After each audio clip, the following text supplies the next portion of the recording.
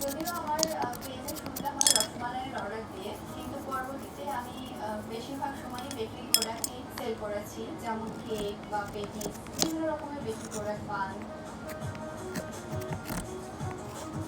সৌভাগ্যক্রমে আমার বেকারি প্রোডাক্টগুলো খুবই ভালো হতো, যার কারণে আমার বেকিংয়ে আগ্রহটা বেশি আসে এবং আমি পরবর্তীতে আমার পেজে কেক সেল করে থাকি। ছোটবেলা থেকেই রান্না বান্নার নেশা। যখন করোনা শুরু হলো তখন ইউটিউব দেখে দেখে কেক বানানো শুরু করলো, যেটা দেখে সেটাই বানাতে আমরা সবাই সাপোর্ট দিতাম যে হ্যাঁ অনেক সুন্দর হয়েছে, অনেক ভালো হয়েছে, অনেক মজা হয়েছে, এটা শুনেও অনেক খুশি হতো।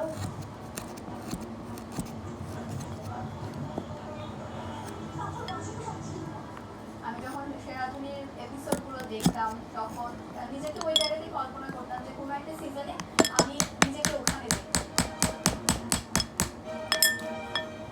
অবশেষে সেরাধুনির সিজন 8-এর বিজ্ঞাপন যখন আমি ফেসবুকে দেখি তখন আমি আর দেরি না করে এখানে অ্যাপ্লাই করে ফেলি। এরপর আমার রেসিপি সিলেক্ট হয় বগুড়ার অডিশনের জন্য এবং বগুড়ার অডিশনেও আমি সিলেক্ট হয়ে যাই গ্র্যান্ড অডিশনের জন্য। তামান্না ইয়াসমিন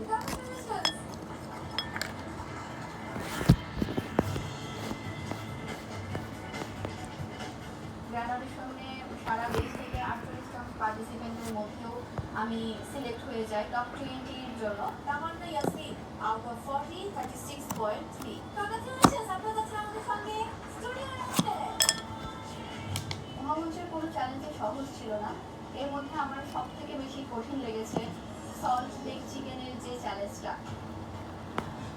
ওই দিন চিকেন বোনলেস করতে মনে হয় আমারই সব